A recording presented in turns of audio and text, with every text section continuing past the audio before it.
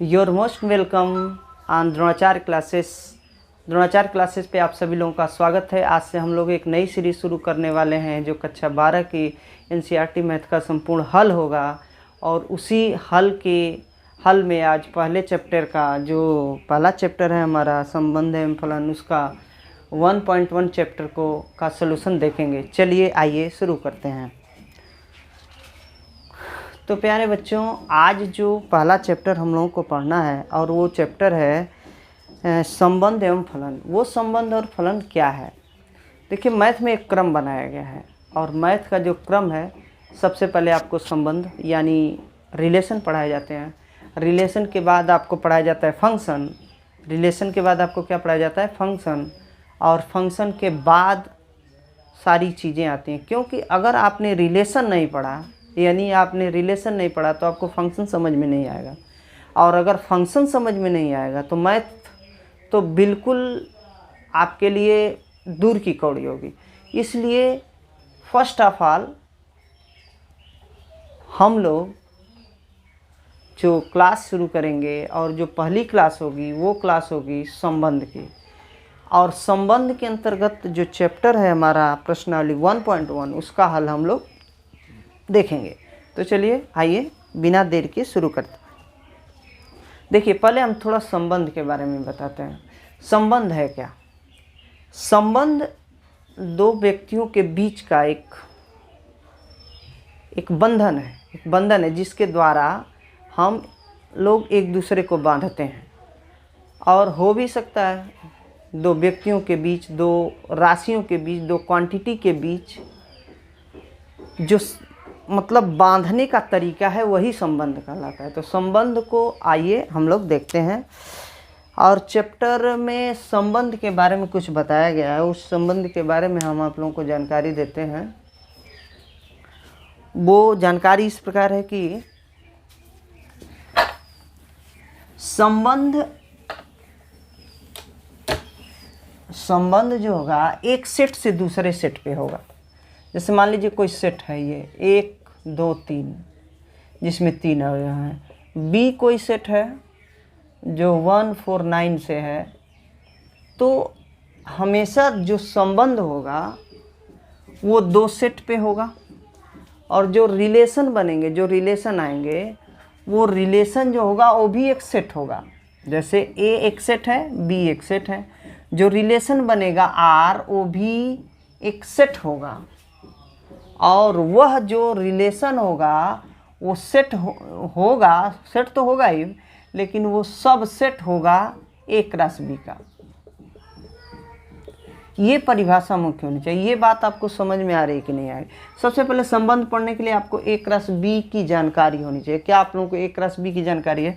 आइए हम लोग आपको ए क्रॉस बी की जैसे यहाँ से ए क्रॉस बी निकालना है, तो ए क्रॉस बी जो आपका होगा वो ऐसे होगा कि 1, 1, देखिए समझते रहिएगा, 1, 4,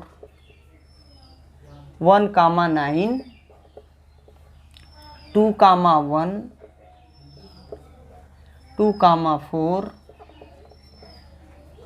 और 2, 9।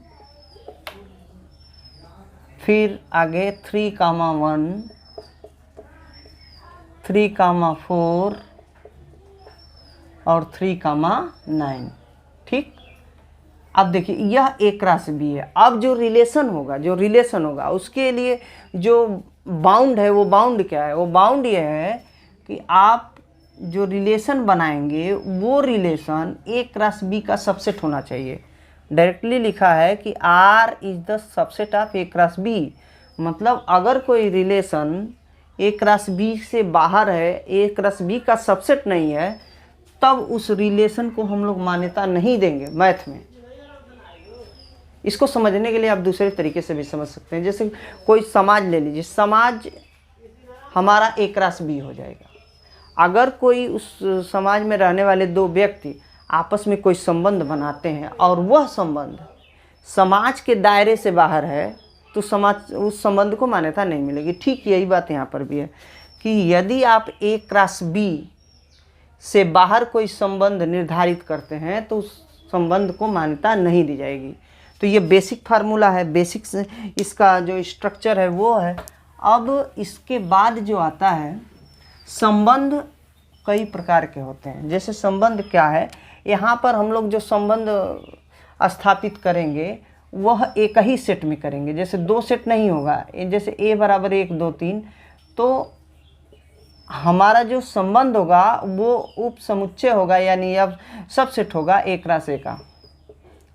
मतलब संबंध खुद में डिफाइन करना है, उसी जिस समुच्चय से आपने एलिमेंट उठाए उस एलिमेंट का संबंध उसी समुच्चय के किसी दूसरे एलिमेंट से होना चाहिए। यहाँ पर यही चीज़ हम लोग को पढ़नी है। तो संबंधों के प्रकार में पहला जो संबंध का प्रकार है वो ये है कि ए अगर कोई समुच्चय है, सेट है, जैसे A, B, C है, तो इसका प्रत्येक अवयव अपने आप से खुद संबंध रखता हो, उसको कहते हैं स्वतुल्य। पहला हम लोग पढ़ रहे हैं, हम लोग कैसे पढ़ रहे हैं, ध्यान से एक बार फिर से हम लोग समझ लेते हैं कि हम लोग संबंध पढ़ने से पहले संबंध हमने बताया। संबंध क्या है? संबंध में हमने ये बताया कि किसी एक सेट से हम लोग चीज़ों को उठाएंगे, एलिमेंट लेंगे, और उसी सेट के किसी दूसरे एलिमेंट से उसका संबंध स्थापित होना चाहिए।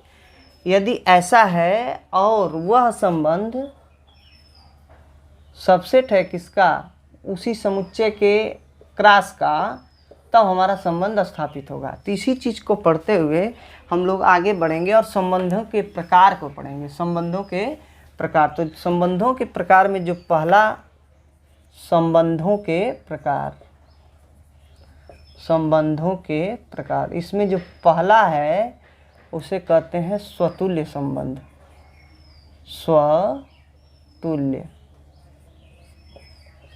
स्वतुल्य संबंध, ठीक है। तो स्वतुल्य संबंध को अंग्रेजी में कहते हैं रिफ्लेक्सिव। दूसरा जो संबंध है हमारा वो है सिमेट्रिक, अंग्रेजी में इसको बोलते हैं, और इसको हिंदी में बोलते हैं सममित संबंध।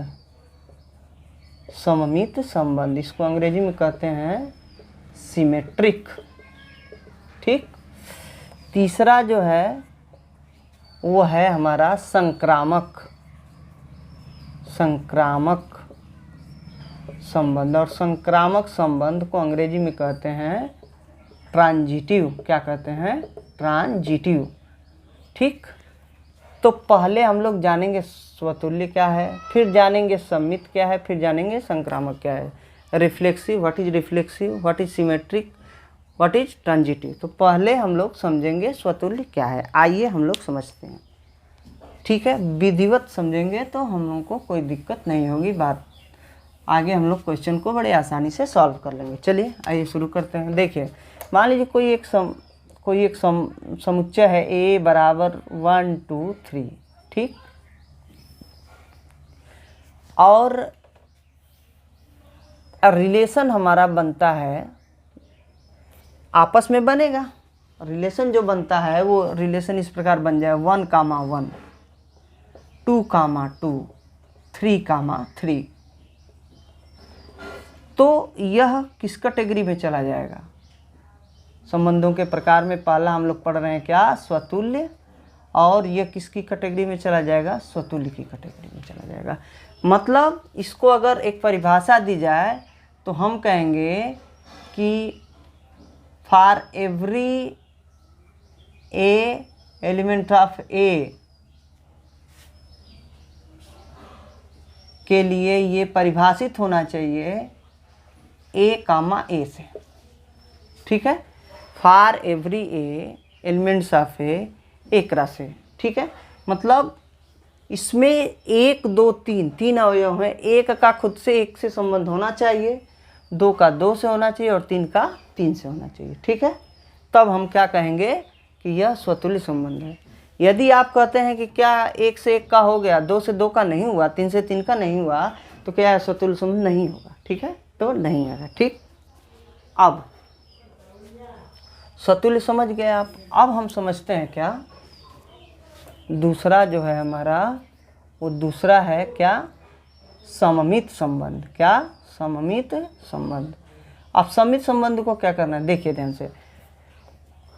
प्रत्येक A1 कामा A2, प्रत्येक A1 कामा A2 जो एलिमेंट है किसका, A का, जो एलिमेंट है किसका, A का, प्रत्येक A1 कामा A2 जो एलिमेंट है A का डिफाइन होना चाहिए। अगर A1 R में डिफाइन हो जाए, अगर A1 का संबंध A2 से है, मतलब अगर A1 कामा A2 किसका अवयव है, R का, तो A2 कामा A1 भी R का अवयव होना चाहिए। मतलब क्या है, मतलब इसको ऐसे समझिए कि A1 से जो A2 का संबंध है वही संबंध A2 से A1 का हो। जैसे मान लीजिए राम और श्याम, राम और श्याम, राम और श्याम के बीच का संबंध क्या है, राम और श्याम के बीच का संबंध क्या है, राम श्याम का भाई है, राम श्याम का भाई है। तो भाई राम श्याम का भाई है, राम श्याम का भाई है, तो श्याम भी तो राम का भाई हुआ, श्याम भी राम का भाई है। जब राम श्याम का भाई है तो श्याम भी राम का भाई हुआ। यानी स्पष्ट रूप से राम और श्याम जिनके बीच संबंध है भाई का, वो किसके अंतर्गत आता है, सममित संबंध के अंतर्गत आता है। चलिए आइए अगला देख लेते हैं। इसको उदाहरण से समझेंगे हम लोग, अभी सवाल लेते हैं तो उसमें ज़्यादा समझ में आएगा। पहले हम लोग तीसरा जान लें, ट्रांजिटिव या संक्रामक संबंध। ट्रांजिटिव, ट्रांजिटिव या संक्रामक संबंध, संक्रामक संबंध वो क्या है भाई, इसको भी देख लीजिए। मान लीजिए कोई A1 A2 A3 A3 element है किसका, A का, और A1 से संबंध है A2 का, जो कि अवयव है किसका, R का, संबंध R का, और फिर R का ही एलिमेंट है, सॉरी एक मिनट, A1 कामा A2 जो कि एलिमेंट है R का, और A2 कामा A3 जो कि वो भी एलिमेंट है किसका, R का, तब A1 कामा A3 भी एलिमेंट होना चाहिए किसका, R का। अब इसको समझिए, ट्रांजिटिव में थोड़ा सा ध्यान लगाइए कि A1 A2 और A3 तीन अवयव हैं जो किसके किसके अवयव हैं, समुच्चय A के हैं। A1 से संबंध है जो A2 का, वही संबंध अगर A2 से A3 का है, और वही संबंध ध्यान से मैं बार बार बोल रहा हूँ, A1 से A3 का वही संबंध अगर आ जाता है तो हम कहेंगे कि यह दिया गया संबंध क्या है, संक्रामक है, यानी ट्रांजिटिव। बात समझ में आई। ऐसे ऐसे देखिए, जैसे एक उदाहरण ले लेते हैं, देखिए भाई का ही ले लेते हैं। राम का भाई श्याम है, राम का भाई कौन है, श्याम है। श्याम का भाई कौन है, मोहन है। ध्यान से समझिएगा, राम का भाई श्याम है, श्याम का भाई मोहन है, राम का भाई श्याम है, श्याम का भाई कौन है, मोहन है। तो अब ये बताइए हमको कि राम श्याम का भाई है, श्याम मोहन का भाई है, तो क्या राम मोहन का भाई नहीं हुआ, तो राम मोहन का भाई है। ये कौन सा संबंध है, राम मोहन का भाई है। ये कौन सा संबंध है, ये संबंध है आपका संक्रामक संबंध, इसको कहते हैं ट्रांजिटिव। चलिए, तो इन तीनों संबंधों को हम लोग जान गए। अब देखिए, अगर किसी समुच्चय के अंतर्गत ठीक, यदि किसी समुच्चय के अंतर्गत अगर तीनों संबंध स्थापित हो जाते हैं, कौन कौन, स्वतुल्य, सममित और क्या, संक्रामक। अगर तीनों स्थापित हो जाते हैं, स्वतुल्य भी आ जाए, सम्मित भी आ जाए, संक्रामक भी आ जाए, तो उसे कहते हैं तुल्यता संबंध। क्या कहते हैं? तुल्यता संबंध।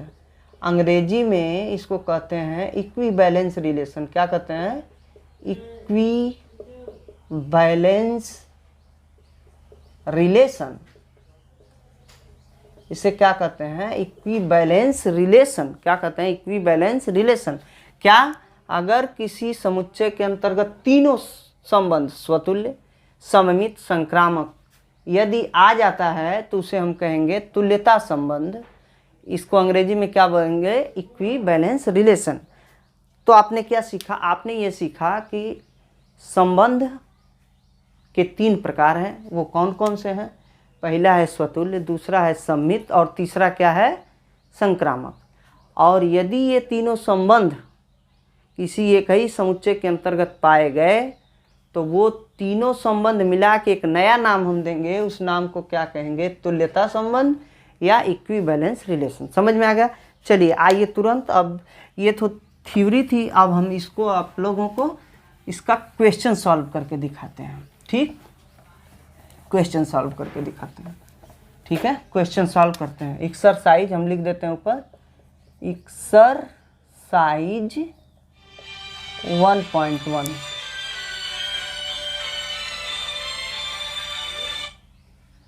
एक्सरसाइज 1.1। आइए देखते हैं एक्सरसाइज 1.1 का सवाल। अच्छे से समझिएगा। कह रहा है कि निर्धारित कीजिए, कह रहा है कि निर्धारित कीजिए कि क्या निम्नलिखित संबंधों में से प्रत्येक स्वतुल्य, सम्मित तथा संक्रामक है। ये हम लोगों को प्रूफ करना है कि जो इसमें दिया गया है वो संबंध क्या वह स्वतुल्य है, सममित है, संक्रामक है। पहला सवाल उठाते हैं। कह रहा है कि पहला सवाल में कह रहा है समुच्चय ए बराबर 1, 2, 3 डॉट डॉट डॉट डॉट 13, 14। ठीक है, इसमें क्या कर रहा है कि मैं संबंध R इस प्रकार परिभाषित है। R को परिभाषित कर दिया। कैसे परिभाषित कर रहा है कि x, y such that 3x minus y equal to 0। एक संबंध दिया। देखिए क्या कर रहा है कि R एक रिलेशन है। R एक क्या है? रिलेशन है। और वह रिलेशन इस प्रकार डिफाइन है कि 3x minus y equal to 0 आना चाहिए। x भी एलिमेंट है किसका? a का, और y भी एलिमेंट है किसका? a का।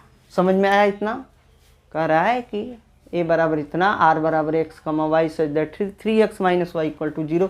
x एलिमेंट है a का, y एलिमेंट है a का। तब आप बताइए कि क्या यह दिया गया संबंध स्वतुल्य है कि नहीं है। चलो आओ देखते हैं। चलो इसको सॉल्व करते हैं। सॉल्व करके देखते हैं कि क्या ये है कि नहीं है। क्या कर रहा है?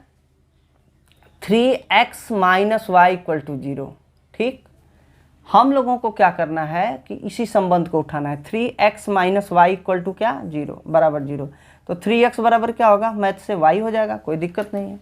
अब देखो 3 यहाँ है, x का कोई ऐसा मान डालते हैं कि जो y के बराबर हो जाएगा। तो मान लीजिए अगर हम x बराबर 1 ले लें तो y बराबर कितना आएगा? 3 आएगा ना। तो पहला जो r हमारा बन रहा है, r बना रहे हैं हम, देखो x, y, पहले x का मान रखिए फिर y का। ठीक है, तो जब हम x के मान में 1 डाल रहे हैं तो y का मान क्या आ रहा है? 3, तो 1, 3। पहला रिलेशन बना कि नहीं बना? चलो बना। अब देखो जब x बराबर आप 2 रखेंगे तो y बराबर क्या आ जाएगा? 6। 1 रखने पे 3 और 2 रखने पे 6, तो 2, 6, कोई दिक्कत नहीं। चलिए अगर x बराबर आप 3 रखेंगे तो y बराबर क्या हो जाएगा? 9 हो जाएगा। ठीक है, x बराबर अगर आप 4 रखते हैं तो y बराबर क्या हो जाएगा? 12। x बराबर अगर 5 रखते हैं तो y का मान हो जाएगा 15। ध्यान से समझना, x बराबर अगर 5 रखे तो y का मान हो जाएगा 15, और 15 एलिमेंट नहीं है a का। देखो 15 है इसमें कहीं? नहीं है ना। तो 15 एलिमेंट नहीं है ए का, इसलिए हम 5 नहीं ले सकते।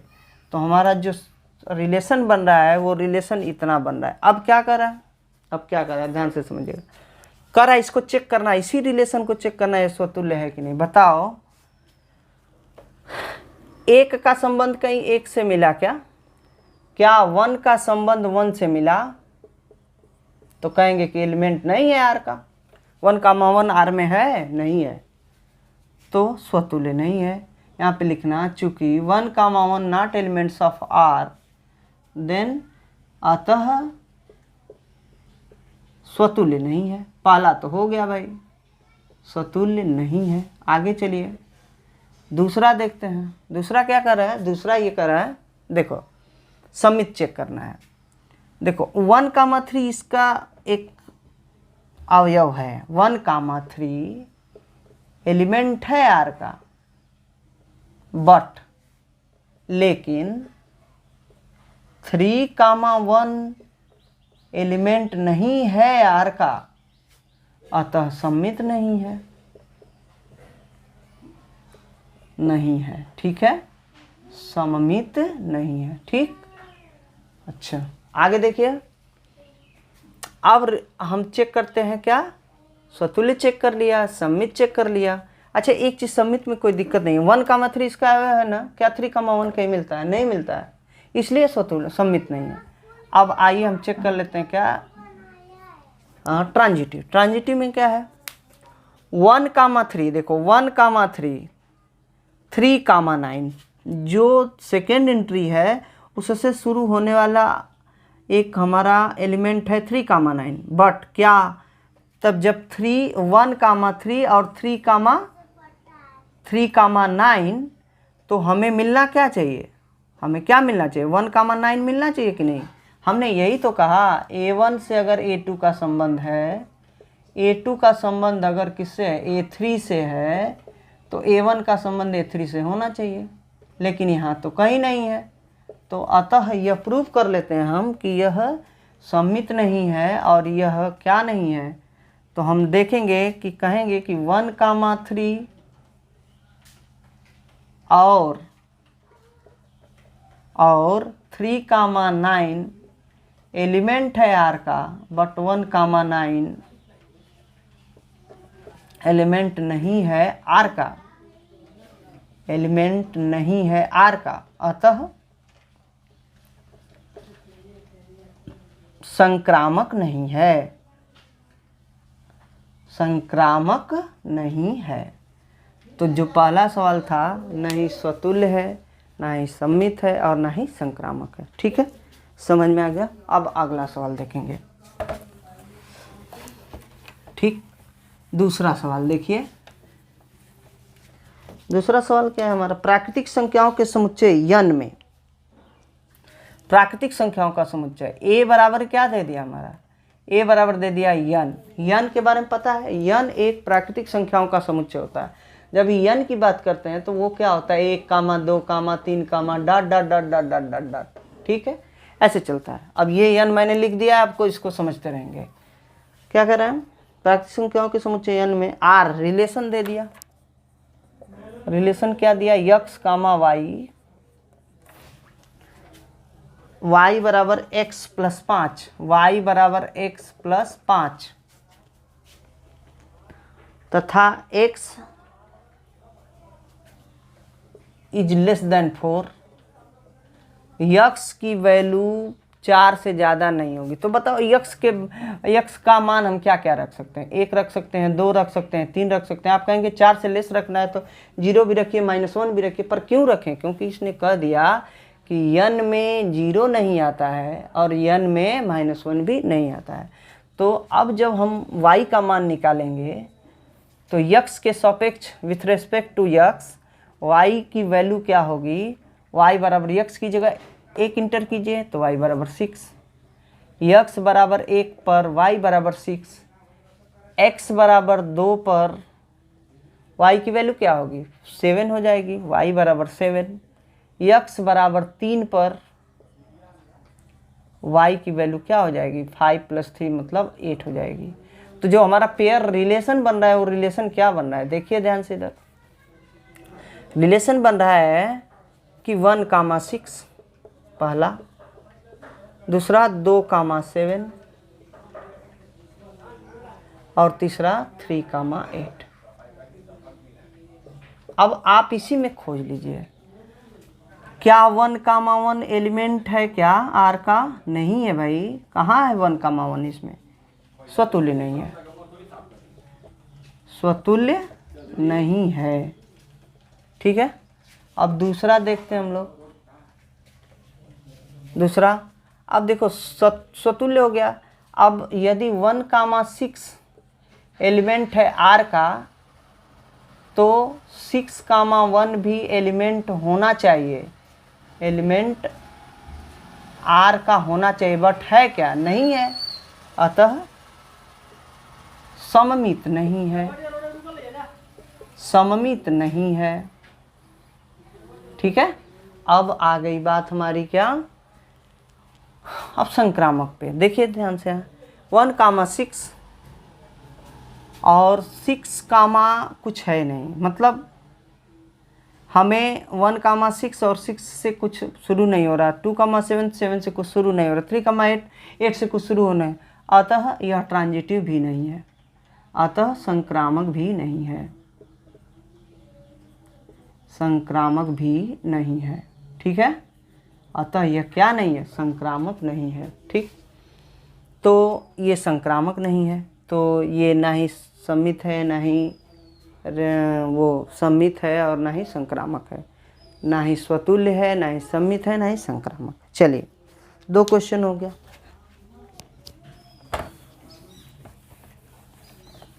आगे आगे क्या है हमारा? आगे है तीसरा क्वेश्चन। ए बराबर, तीसरा जो क्वेश्चन दे रहा है, एक समुच्चय दे रहा है, ए बराबर 1 2 3 4 5 6 में R x comma y, y से भाज्य है एक्स, वाई भाज्य एक्स से, एक्स कामा वाई, ये बराबर दिया क्या है? 1 2 3 4 5 6, 1, 2, 3, 4, 5, 6, और आर दे दिया है एक्स कामा वाई, एक्स भाज्य है किससे? एक्स, वाई भाज्य है एक्स से, वाई भाज्य है एक्स से। अब देखिए ध्यान से इधर, वाई कटना चाहिए एक्स से, तो जब वाई एक्स से भाज्य है, चूंकि वाई एक्स से भाज्य है, तो वाई वाई से भी भाज्य होगी, होगी ना? एक्स एक्स से भी भाज्य होगी, वाई वाई से भाज्य होगी, भाज्य होगी, तो स्वतुल्य तो है। आप सम्मित की बात कर लेते हैं, सममित की।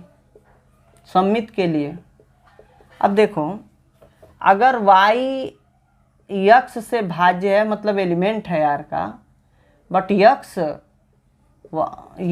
वाई से भाज्य नहीं होगी। अगर वाई एक्स से भाज्य है तो एक्स वाई से भाज्य नहीं। इसको उदाहरण से समझिए, मान लीजिए वाई बराबर 4 और एक्स बराबर 2, तो 4 2 से कटेगा, बट क्या 2 4 से कटेगा? 2 4 से नहीं कटेगा। यानी यदि वाई कामा एक्स एलिमेंट है आर का, तो एक्स कामा वाई कभी भी एलिमेंट नहीं होगा आर का, तो सम्मित नहीं है, नहीं है। अब तीसरा देख लिए, संक्रामक के लिए। संक्रामक के लिए क्या देखना है, अभी देखिए मैं समझाता हूं आपको।